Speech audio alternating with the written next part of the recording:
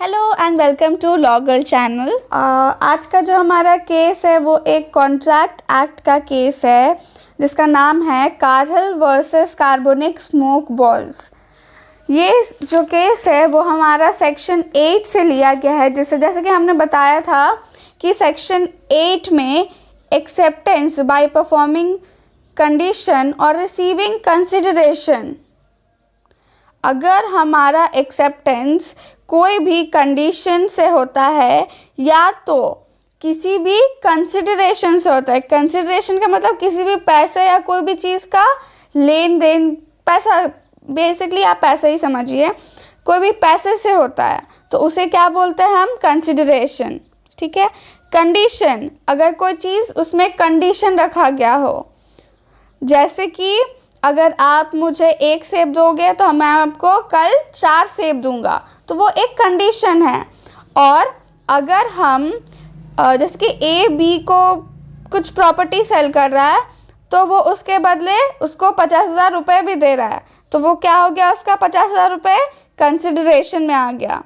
तो बस यही चीज़ है सेक्शन 8 में कि acceptance by performing a condition और receiving a consideration is section 8। आइए अब हम इसे केस लॉ में पढ़ते हैं।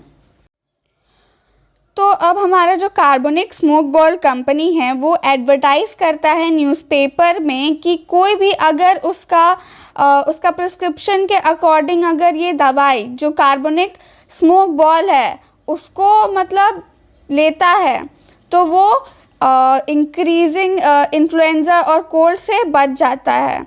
ये उसका दावा था और इस चीज़ को वो लेके एडवर्टाइज़ भी करता था।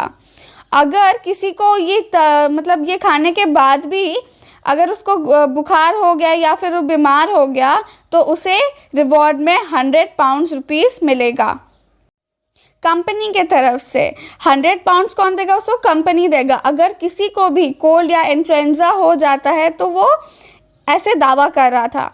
तो मिस्टर कार्लहिल जो थे वो इस दवा स्मोक बॉल को डायरेक्ट यूज़ करते थे, मतलब, और सफ़र कर गए इन्फ्लुएंजा से।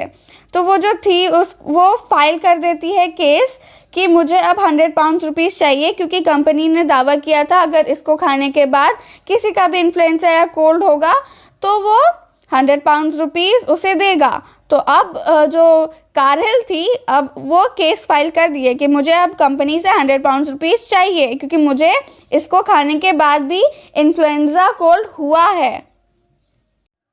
अब जैसे कारहिल ने केस फाइल तो कर दिया, अब उसके दूसरे पार्टी का क्या कहना था?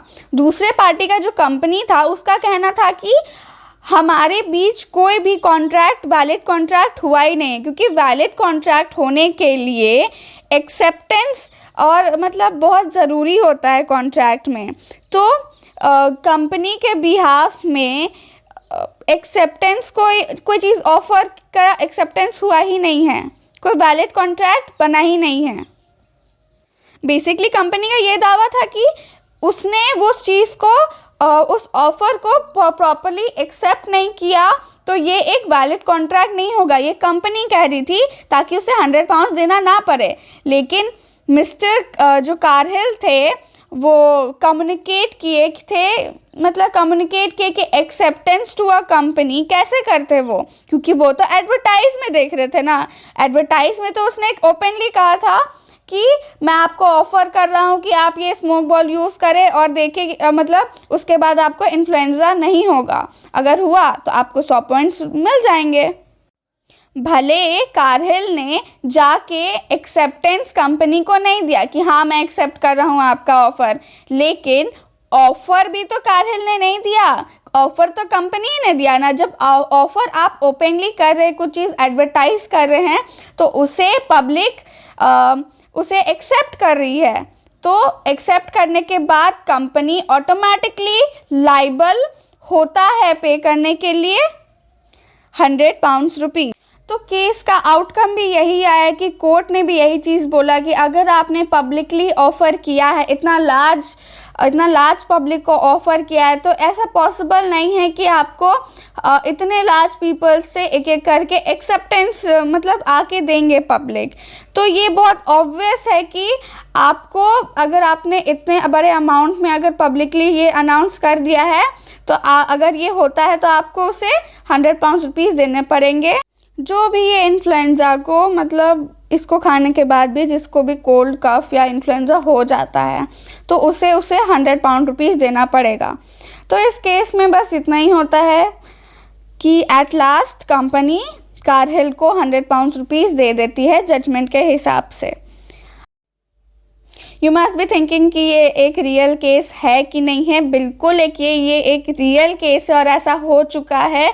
तो अब कभी भी एडवर्टीज़मेंट में इतना अच्छे से दावा किया गया हो कि आप कुछ भी खा के पी के तुरंत पतले या मोटे से या फिर जो भी बाल आपके लंबे हो जाएंगे, तो आप केस फाइल कर सकते हैं। अगर वो रिवॉर्ड में दे रहा है तो कुछ मनी, तो आप कर सकते हैं। तो आपको यकीन दिलाने के लिए भी मैं एक उसका पैम्पलेट यहाँ पे रख दे रही हूँ, ताकि आप देख के समझ जाए कि एक रियल केस है। Okay, thank you for watching. Do like, share, subscribe my channel law girl.